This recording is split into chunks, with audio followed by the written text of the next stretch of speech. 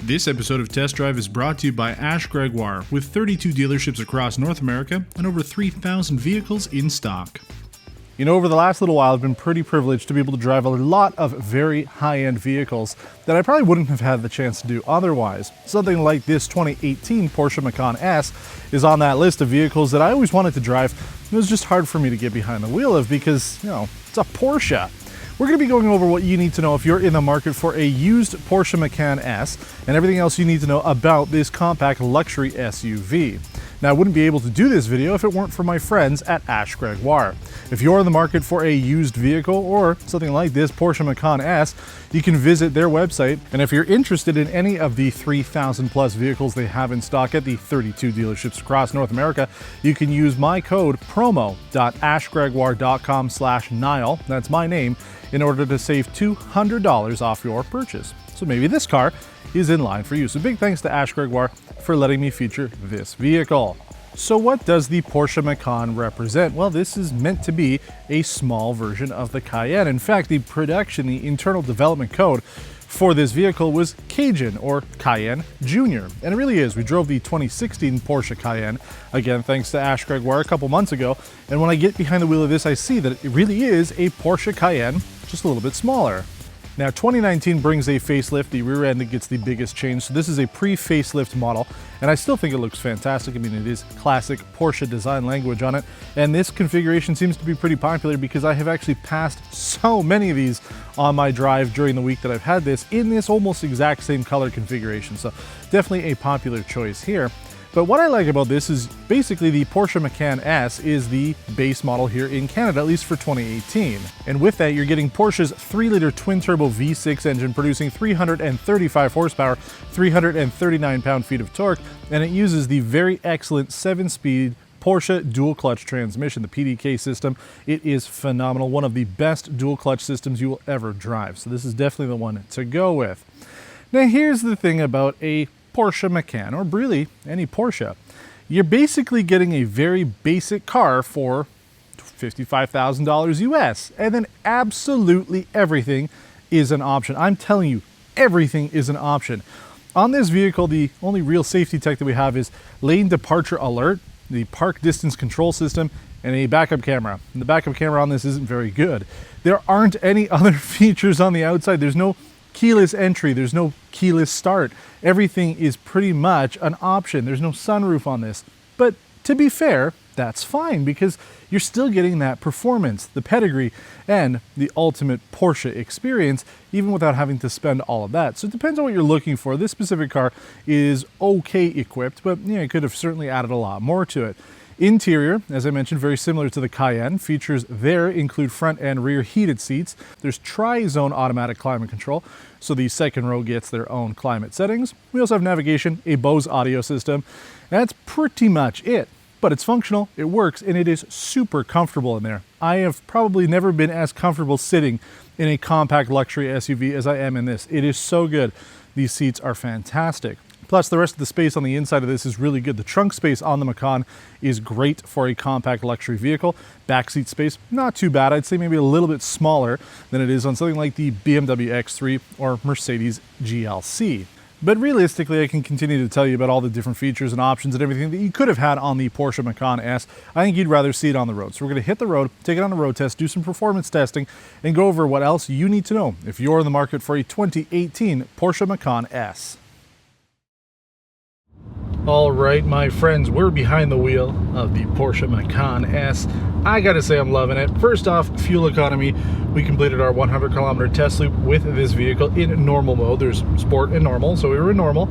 We completed it in 9 liters per 100 kilometers, which isn't too bad for a 3-liter twin-turbo V6. Now, I'm not going to tell you how it compares to anything else because the other vehicles that we've done are all brand new. This one's got about 66,000 kilometers on it, so the fuel economy won't be exact, but this is kind of in line with things like the Mercedes AMG GLC 43 and the BMW X3 M40i. I think on price too, I mean, especially considering you don't get a lot with this unless you start adding on the options.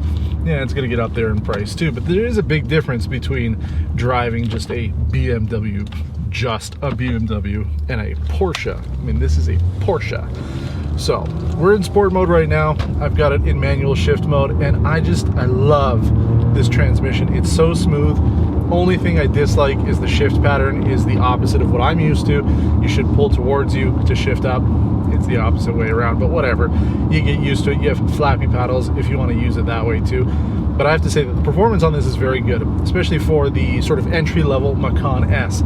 This is really fun to drive, and it truly is like a little pocket rocket, a luxury crossover SUV pocket rocket with a lot of spunk. I like the look of it. I like the design of it. The interior here is so good. I just like the way that this works, and I do prefer the interior layout of this compared to the Cayenne. I guess because this is a couple years newer, it does feel similar, but it just works. A couple things to note about the inside here. There's nowhere to put my sunglasses, and there really isn't a lot of places to store things. You do have an armrest with a small cubby in there. It's not huge. And then the glove box, it's more or less it. So you've got those there. But for the most part, I mean, this is a very functional luxury SUV.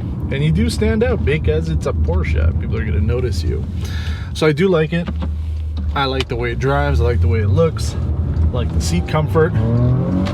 Oh, and look at the performance too. I mean, this thing, oh, it revs up to like 7,000 RPM and it just sounds good. It's not over the top. It's not super dramatic.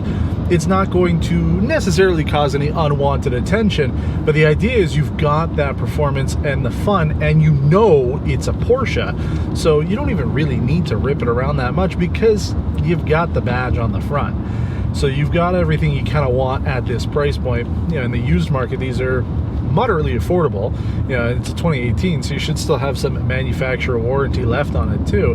So there's some good reasons to go with this. As I mentioned, the facelift for 2019 changes things a bit, so you can kind of tell the difference there. They are noticeable, especially from the back of the vehicles, but you're still getting a Porsche. I like it. Now let's see. I'm gonna shift it down.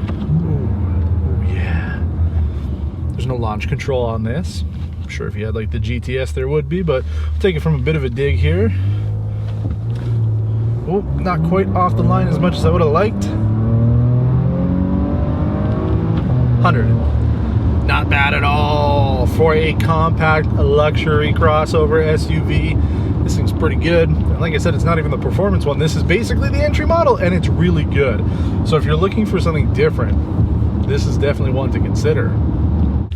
I'll give you guys from another launch here. I'm not going to use manual shift mode, and I'm not really going to launch it that much. So if we just go right off the line, oh yeah, 100. So there you go. Depends on what you want out of it. I do find, you know, even though the transmission on this is really good for manual shifting, it's still not perfect, right? The computer kind of knows best, knows better than me for sure. So you've got the options there depending on how you want to drive this thing. I keep it in sport mode. I don't really keep it in manual too much. Depends on where I'm driving and how I'm doing things. But it is still a very enjoyable experience regardless. So you've got those options there. Fun little car to drive. I like it. I'm telling you, if you're looking for this, it makes sense so much why the Porsche Macan sells so well, because you are getting that Porsche DNA, the pedigree and everything that comes with it, in a form factor that's a lot more functional for most people, right? You know, yeah, a 911 would be great, but if you're somebody like me, you've got a kid, you want to put them in the back, you want to have cargo space if you go to the grocery store and stuff, this is the one to use. Plus, you can drive it year-round because it's got a four-wheel drive. So there's a lot of good reasons you're going to want to consider this. I like it though. You know, when I saw this come up, I knew I had to do it, especially after driving the Cayenne. I wanted to see exactly how they compared more or less back to back, right? And I have to say that there is so much that is similar between it. The way that these cars perform, despite this being a little bit smaller, it does perform very similarly to the Cayenne. You just get more power, and the power weight ratio on this is better because it is smaller. So I like it. Oh yeah. Look at it go. Buddy, it's so smooth, and that's the thing that I like about it. I mean, you've got that sportness to it. It's not quite as firm, the suspension, as you get on something like a BMW X3 M40i, so it's a little softer, but you still feel like you're in complete control, and you do feel a lot of the road, so you get a lot of good feedback as you're driving along. It's good. It's good stuff. If you've never driven one of these before, if you're like me, I haven't really driven a Porsche except for the Cayenne in a very long time. So it's getting me back into this brand, and I'm really, really enjoying it. So if you haven't driven one before, if you're in the market for it, definitely consider what this has to offer. But yeah, I know what you guys are going to say. There's really no options on this thing. That's true. This one is very lightly equipped. But you know what? I'm not going to hear that complaining over the sound of my Porsche. And that's the thing. The people who are going to be complaining about the fact that you bought a base model Porsche, they probably don't have a Porsche in the first place. So you're already ahead there. Now let's go back to the studio. We'll talk a little bit about some of the things you need to look out for because this is still a newer vehicle. We don't have a ton of data on things to watch out for, but we'll go over a quick buyer's guide for everything else you need to know if you're in the market for a Porsche Macan S. So we've gone over some of what you need to know if you're in the market for a Porsche Macan, but what about the overall reliability? Now, if you do follow the reliability surveys that come out, places like Consumer Reports, usually Porsche is number one in terms of overall quality, initial quality, and things like that. They have a very good track record for their reliability when it comes to vehicles. Now, there are some things to note. For the most part, though, I've found that this generation, the first generation Macan, is pretty much straightforward. It's about as reliable as any other Porsche you can find. Now, there was a recall for US vehicles due to a fuel pump issue. That was on some of the earlier models. We've also seen that there can be transfer case issues that can cause vibration while you're accelerating. So if you notice that when you're on a test drive, that's probably the issue there. Oil leaks on this can be a little tricky to figure out where they're coming from because everything kind of pools at the bottom of the oil pan area, so it will look like it's leaking there, but it actually could be coming from somewhere else. There is a gas leak recall. It's actually pretty recent, so just take a look, put the VIN into whatever your transportation board is. They should have a checker there to be able to see if there's an active recall for it. And also the backup camera. I mentioned it wasn't really that good, and I noticed it's pretty bad. It seems to be an issue with a lot of people, so it does seem you can upgrade the quality on it. The newer ones, I imagine 2019 and newer, will have a better camera on here. Considering it's a 2018 and it's a Porsche, I kind of wish it was a little bit better. So if you're able to upgrade it, I would suggest doing it. It is a little hard to see at night, and it's like there's scan lines on it, so the quality hasn't been that great on it. The thing is, when it comes to a vehicle like this, the maintenance and repairs are going to be a little bit higher than they would be for, obviously, a consumer vehicle, but even compared to some of the other luxury vehicles. Because this uses such a complicated dual-clutch transmission, the PDK itself can be very costly if you need to replace it, but also the general maintenance and repairs on it will be higher as well. And if you're a do-it-yourselfer and you go take a look at the engine bay on this, there's no dipstick, which is really strange.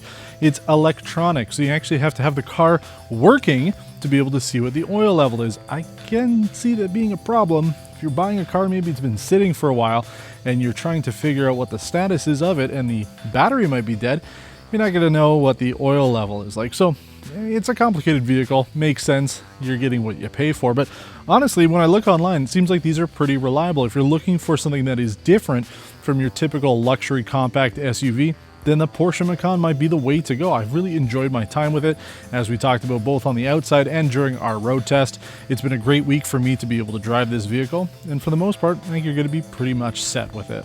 Now, if you have any questions about this episode, please let me know. I always try to get back to everybody in the comments below. You can give a thumbs up to the video if you liked it, and also consider subscribing to the channel if you haven't done so already. Thanks for watching, and until next time, take care.